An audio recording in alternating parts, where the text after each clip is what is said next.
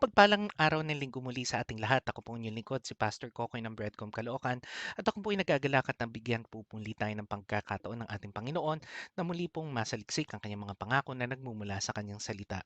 Dito po sa tagpong ito, gusto ko po sana kayong imbitahan sa ating pong bagong sermon serye na nakatuon po sa pag-aaral sa libro ng Propeta Isaiah. At dito po sa tagpong ito, gusto ko po sana kayong imbitahan sa ating pong sermon na pinamagatang The Road to Restoration, found in the book of Isaiah, chapter 35. But before we start, I would just like to invite each and every one of you today to come join me as we pray and seek the Lord's guidance and blessings in our study for today. Manalangin po tayo. Banal na Ama, maraming salamat sa pagkakataon na ito na inyo pong ipinagkaloob sa amin para muli naming masaliksik ang inyong mga pangako na nagmumula sa inyong salita. Dalangin naman namin, Panginoon, ng inyong anak na si Jesus ang siyang maluwalhati sa aming pong gagawing pag-aaral ngayong umagang ito. Naway gabayan rin nawa kami ng inyong pong banal na Espiritu upang hindi lang po namin maunawaan ang mga katotohanan ng inyo pong nilalahad sa aming mga isipan, kundi tumalima rin ito, Panginoon, sa aming mga puso upang ang pag-asa namin na meron kami sa inyong anak na si Jesus ay patuloy na magningas sa aming pong buhay at magliwanag para masilayan ng mga taong hindi pa nakakakilala sa Kanya. Ang lahat ng ito, Panginoon, ay amin pong idinudulog sa inyo sa ngalan ng aming Panginoong Kristo. Amen at amen. Sa talatang tututukan natin ngayong umagang ito, makikita po natin na si Propeta Isaiah ay patuloy na naglilingkod sa Panginoon bagamat mahirap itong gawin sa kanyang kalagayan. Ang buong Israel ay tumalikod na sa kanilang tipan sa Panginoon na siyang tumubos sa kanilang bayan. Dahil doon ay humarap sila sa isang matinding pagkastigo mula sa Diyos, dala ng kanilang pagkakasala. Ang kanilang bayan ay nilusob ng mga brutal na Assyrians. Ang mga Israelita ay takot at nangangamba para sa kanilang magiging kinabukasan. Sa kalagitnaan ng mahirap na panahong ito, nanatiling naging tapat si Isaiah sa kanyang tungkulin bilang isang propeta ng Diyos upang mabigyan ng mensahe ng pag-asa ang kanyang mga nagugulumihan ng kababayan. Isinulat niya sa kanyang mga kababayan na muling manunumbalik ang kanilang maliligayang araw. He seeks to comfort the people by speaking about the coming king and his kingdom. This chapter is part of that prophecy of hope and comfort. In these verses, Isaiah is looking ahead to the millennial kingdom of the coming Messiah. Isaiah sees a future time of peace, joy, and prosperity. A brief look at the first 7 verses of this chapter provides some insight into why it will be such a blessed time for Israel. Sa verse 1, makikita natin na ang disyerto ay mamumukadkad na para bang isang rosas. Gayun nga, nakita na natin itong nangyari sa bansang Israel. When they returned to their land in 1948 after World War II, it was a barren wasteland. Now, Israel is a green oasis of prosperity and abundant agriculture. Sa verse 2, ang Lebanon, Carmel, at Sharon ang top 3 na pinakamagandang lugar sa Israel noong araw. Ang kagandahan ng tatlong sinaunang lugar na ito ay mapagkakaloob sa buong bayan ng Israel sa pagdating ng paghahari ng Mesaya. Maging ang buong mundo ay magiging kagaya ng Eden. It promises that the whole earth will be restored to its original beauty and glory. Gayon din, sa verses 3 to 4, makikita natin na ang nalalapit na pagpataw ng kaparusahan sa bayan ng Israel na mapasailalim sa pagkaalipin sa kaharian ng Assyria ang siyang magpapahina sa kanilang mga kamay at tuhod. But in the light of the glorious restoration, God will bring from that time. It is no time to have feeble hands and weak knees. The people are to comfort themselves with the promise of this coming kingdom of the Messiah. They are to rest in the Lord's promise to deliver them from their captors. Maging sa verse 5 hanggang sa unang bahagi ng verse 6 ay nagsasaad ng pangako ng kagalingan. Those who are physically ill will enjoy healing and restoration in that day. They will praise the Lord for his blessings and his grace upon his people. When God's salvation comes, miraculous power comes with it. It is a miracle for the blind to see, for the deaf to hear, for the lame to run, and for the mute to speak. But when he will come and save you, he does it with miraculous power. Sa huling bahagi ng verse 6 hanggang sa verse 7, sinasabi sa atin na maging ang mga disyerto at ilang na mga lugar ay muling magkakabuhay at mapupuno ng tubig. The phrase thirsty ground in verse 7 literally refers to a mirage. Ito po yung singaw ng init na nagmumula sa buhangin ng mainit na disyerto na kapag tinitigan mo sa malayo, akala mo parang batis ng tubig. Kaya nga, yung dating mapanlinlang na tubig na dulot ng mirage ay magiging tunay na tubig dahil sa pagdating ng paghahari ng Mesaya. Verses 8 to 10 also speaks of a road that will pass through the land in that day. Dahil na rin sa pagsakop ng Assyria sa Israel, lahat ng mga daan pabalik dito ay hindi naligtas daanan. The day will come when safety will be restored to the land. The people will once again be able to go to Jerusalem and worship the Lord in holiness and peace. It is no wonder that these words were given as a comfort to the people of Israel. Ngayong umagang ito, gusto ko sanang mapag-aralan natin itong ipinangakong daan na sinasaad sa tatlong huling verses ng chapter 35. I want us to talk about this highway that Isaiah mentions. He wrote about a physical road that will exist in his day. Now I want us to talk about a spiritual road that has already existed in this day. Pero bago natin gawin yon, gusto ko po sanang paalalahanan kayo na lahat ng mga inaantay na pagpapala ng Israel mula sa talatang ito ay ipinagkaloob na ng Diyos sa atin ng mga mananampalataya ngayong panahong ito. Ito ay dahil naghahari si Kristo sa ating mga puso, sa ating mga iglesia. Batay sa talatang ito, ipinakita ng Diyos na tayo ay kanyang tinubos mula sa ating pagkakaalipin sa kasalanan. Tayo ay kanyang ipinanumbalik mula sa ating kawalan at kanyang dinala sa isang bagong daan. As Isaiah speaks to the Jews about this highway that will exist during the millennial kingdom, we can see something about the spiritual road that we are walking today. I would just like to preach on this morning on how we should travel this heavenly highway, a highway that will lead to restoration. Atin pong alamin ang katangian ng daang ito na nilatag ng Diyos para sa atin. The first characteristic of this road which the Lord has paved for us is a road that was considered a highway, which is found in the first part of Isaiah chapter 35, verse 8. Kapag sinabi ho nating highway, hindi po natin pakahulugan yung mga highway na nakikita natin ngayong mga panahon natin ngayon.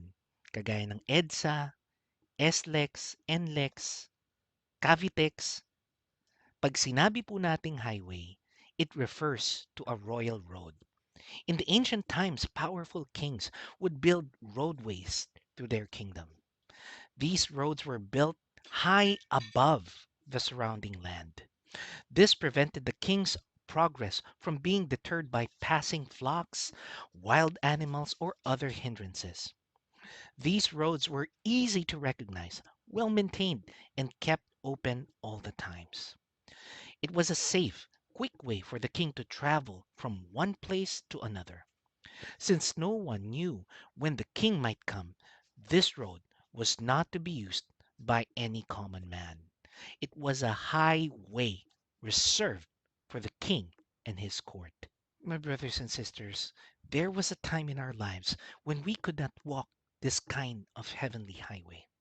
Our feet were firmly planted in the low road of life. We were forced to wander across the burning sands and treacherous byways of this world. We were stumbled along, picking our way blindly towards hell. Each step caused us to mire deep in our sins. But when we trusted Jesus, we were lifted from the low road of sin, and our feet were placed in the high road of salvation. It is a highway, and only those who know the King can walk on it. We can also see that this new road that the Lord has paved for us is a holy way, just as said in Isaiah 35, verse 8. Based on this passage, this road was called a way. This word means a path, a course of life. It is also called the way of holiness. This road is a clean, holy way reserved for those who have been redeemed and delivered from their sins. It is for those who have been made new creations in Christ Jesus, just as said in 2 Corinthians chapter 5 verse 17. Mga kapatid, sa panahon natin ngayon, marami ang nabubuhay na nagsasabing may relasyon sila kay Kristo, pero araw-araw ay namumuhay sa kasalanan. The Lord expects from us, His people, to be a separate people, just like what Paul reminded us in 2 Corinthians chapter 6, verse 17, when he said, therefore, come out from them and be separate, says the Lord. Touch no unclean thing, and I will receive you. He expects us to refrain from even the appearance of evil in our lives. When Paul reminded the Thessalonian Christians in 1 Thessalonians chapter 5 verse 22 to reject every kind of evil. Those who refuse to live a life of holiness will not be permitted to walk in this heavenly road. Mga kapatid, ang isang matuwid at banal na buhay ay ang siyang tunay na palatandaan na tayo ay tunay ngang naligtas na. Sabi nga po ni Apostol Juan in 1 John chapter 2 verse 3 up until verse 4. We know that we have come to know him if we keep his commands. Verse 4 says, whoever says, I know him, but does not do what he commands is called a liar, and the truth is not in that person. He continued on in verse 15 when he said, do not love the world or anything in the world. If anyone loves the world, the love for the Father is not in them. Truly, we who will journey on this road will not always know what lies ahead.